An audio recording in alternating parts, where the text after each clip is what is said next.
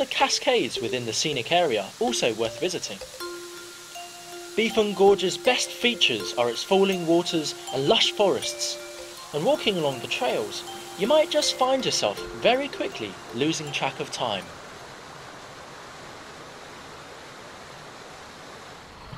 So I've got my camera at the ready. We're inside Bifeng Gorge, the nature reserve inside, and we're off to see the carnivorous animals. We've got this van here that have little holes for you to put food through. So hopefully this is going to protect us. It feels like a prison, but I think we're going to be safe inside. Just don't put your hand through this hole. Remember that, remember.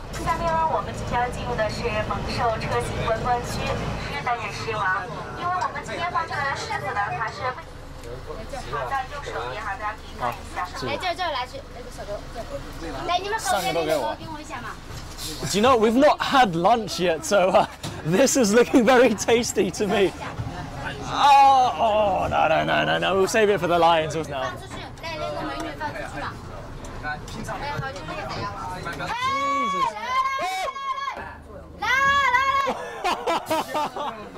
Come on. You've got a longer tongue than that.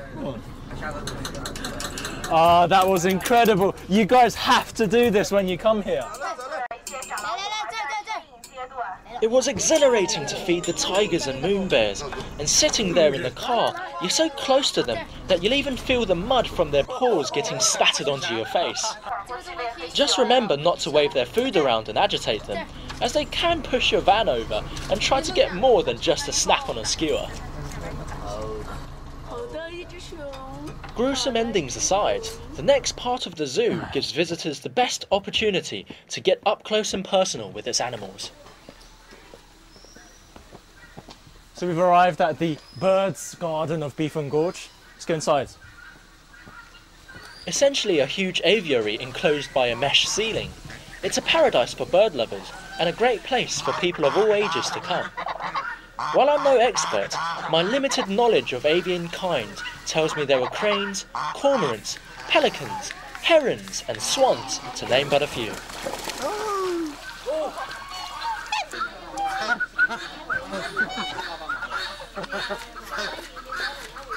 If you look at his eyes, he's got really clear black eyes, and then this kind of red crest on top. It's really beautiful. There we go.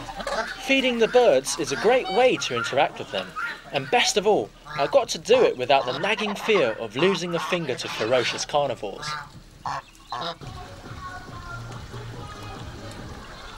哎，你好，我买一个这个。好，谢谢。So this might look like it's for babies, but actually it's not. It's fish feed, and for around 5 RMB or so, you can feed it to them through this bottle, which, yeah, probably not for humans. It's a bit like feeding a baby, except slightly more vicious. I'm not a father, but it's giving you preparation for later in life.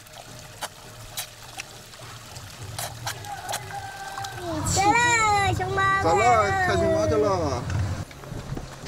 小朋友一块来，一块来。哎呦 ！There you have it. There you have it.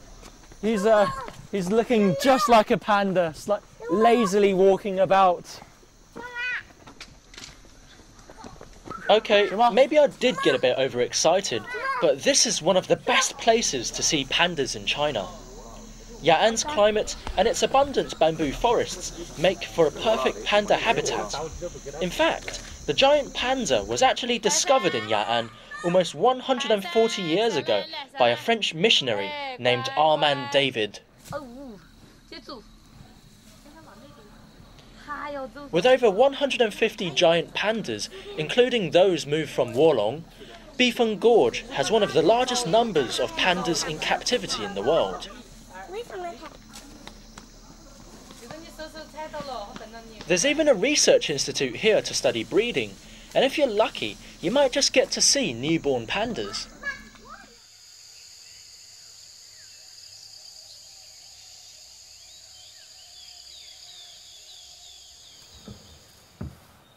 I've been told that these pandas are around 1 or 2 months old, and it's hard to imagine that they're this size now, but they used to be around just the length of my index finger when they were first born, and then they grow into the huge pandas we saw earlier.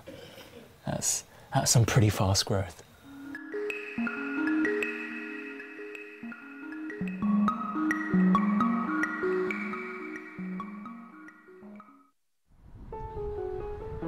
Having had a long and eventful day at Bifeng Gorge, it was about time for us to finally head back into town. So over the past few days, we've come to realise why Ya'an's called the rainy city, and also seen some of the lovely ladies Ya'an's famous for. But there's one more thing we mustn't miss before we leave, and that's to try Ya'an's specialty dish. It's fish. Let's go eat.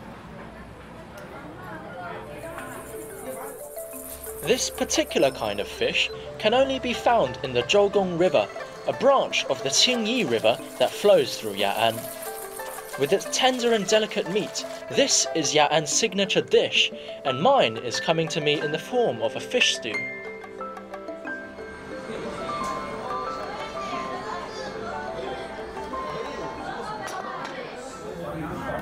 Ah, that smells good. 那个，请问为什么上来就给一个鱼头啊？因为雅鱼头是雅鱼的标志，它的头盖骨里面有一个跟宝剑一样的头骨。这个就是这个宝剑。有蓝烧的菜。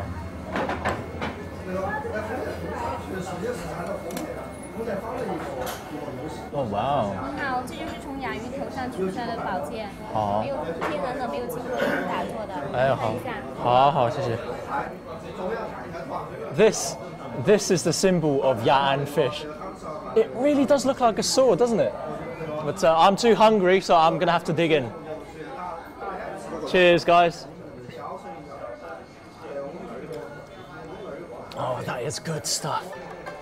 Legend has it that the Chinese creation goddess Nuwa accidentally dropped her sword into the river below as she repaired the heavens. Ya'an fish were born from this, and as proof have a perfectly formed blade and sword hilt in their heads. Would you look at that? That's my special little present from this restaurant.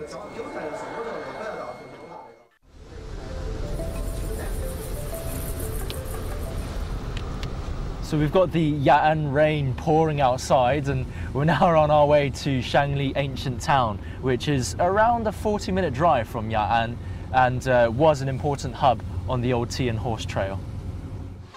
Shangri was also the favourite resting spot for people on the southern Silk Road, and the traditional Sichuan architecture here has been lovingly preserved. People come to Shangri to admire the Ming and Qing dynasty houses that line its streets, and to walk along its beautiful old stone bridges. Everywhere you go, you'll bump into art students and photographers trying to capture the essence of Shangri.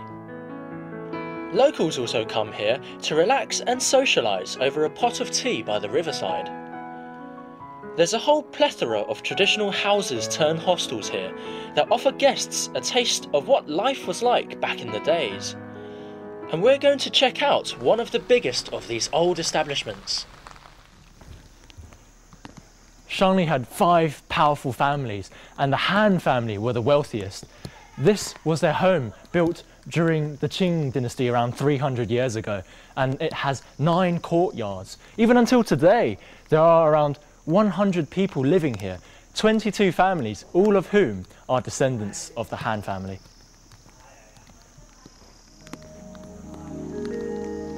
It's hard to imagine that this family has been here for so long, and the fact that they've managed to keep up this tradition of everyone living under the same roof. What's more, they go about their daily life completely undisturbed by the throngs of tourists outside. Mind your step now.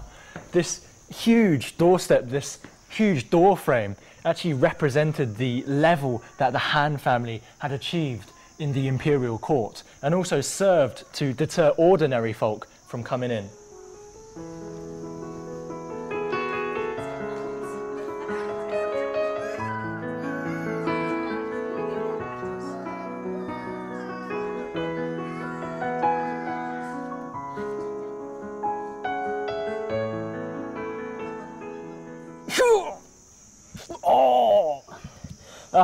This might just look like an average stone, but this used to be used as a weightlifting tool back in the days, and this is 90 kilograms, but they would lift it up and then turn it horizontal and use it to practice. It's a bit too heavy for my old back. Oh. This is more my level. Many of the Han family's descendants were excellent martial artists, and when one of the descendants obtained the #1 spot in the national martial arts exam, most of Sichuan's officials came together and awarded him this huge plaque you see up there, which is around 200 years old. After a good workout at the Han abode, I find myself back on the streets of Shangri and in search of something to satisfy my hunger. I found a local specialty. It's dry smoked ham, and it's hard to the touch and it looks a bit scary, but actually it's meant to be very nice. What they do is they put this above a charcoal fire and they smoke it for maybe, I think this one's probably 2 months or so, even up to a year. And what you can do is dice it and chop it into pieces and stir fry it. It's meant to be very nice, and giant pandas are meant to really like this as well.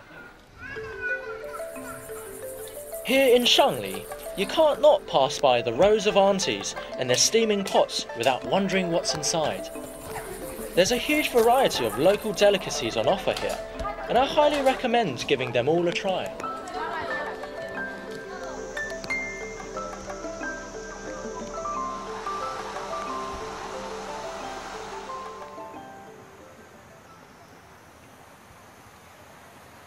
Oh, this is beautiful.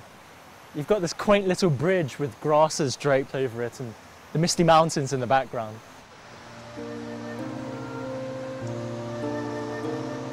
For me, Shangri has turned out to be quite a gem.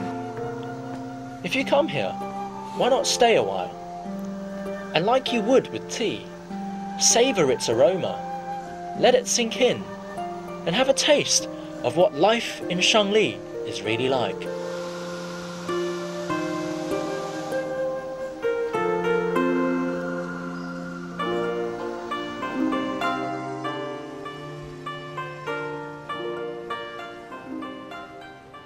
Perhaps it's the fresh air or the relaxed pace of life here in Ya'an, but I've only been here for a couple of days and I feel refreshed already. It really is a shame that we have to leave this place, because I would love to stay a bit longer and sample this Ya'an lifestyle. But we still have a very long way to go before we reach Shangri-La. I'm Tiran, and I'll see you on the next episode of Travelogue.